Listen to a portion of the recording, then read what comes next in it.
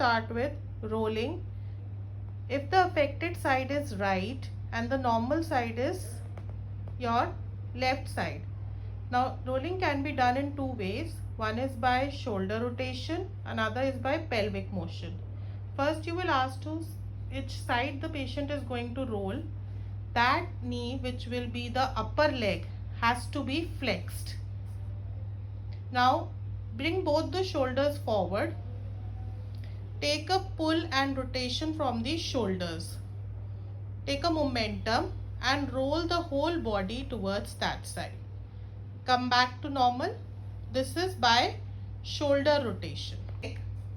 This is the pelvic motion. Now keep the shoulders relaxed. Rotate the leg by pelvic movement and turn towards the side. This is by pelvic motion. Rolling is, supposing the patient is having poor knee flexors and is not able to flex the knee, cross the leg, top leg on the affected leg. Now by shoulder movement, again bring both the shoulders forward. Rotate the shoulder by giving a momentum and roll towards the side. Now in order to roll, again by now pelvic motion. Same, cross the leg on the top leg. Now keep the shoulders relaxed. Give a momentum at the pelvis and rotate. Roll to the side. Affected and the patient has to roll. Now when you have the patient has to roll towards the normal side, the affected leg will be the top leg. Supposing the right leg is affected, with the support of the normal leg, the patient is asked to place his affected leg crossed on the normal leg. Then if there is motion at shoulder, there is no shoulder subluxation, he can take again a shoulder momentum and roll towards the normal side.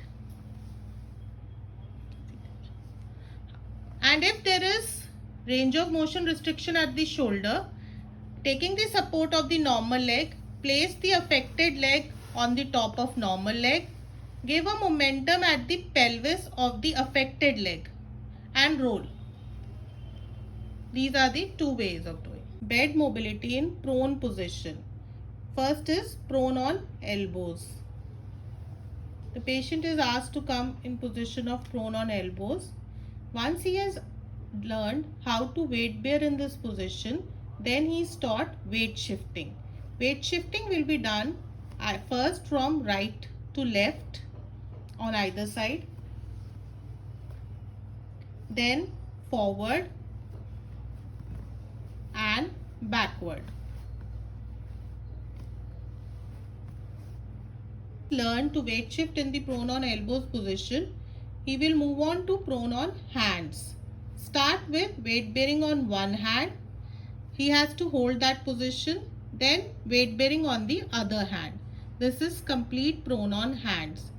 Once the weight bearing is established in the prone on hands position, we will move on to weight shifting in the prone on hands position. Again, first right and left, then forward and backward, then he can lift one hand, weight shift, alternatively lift the other hand. You can also practice ball throwing and catching in prone on hands position.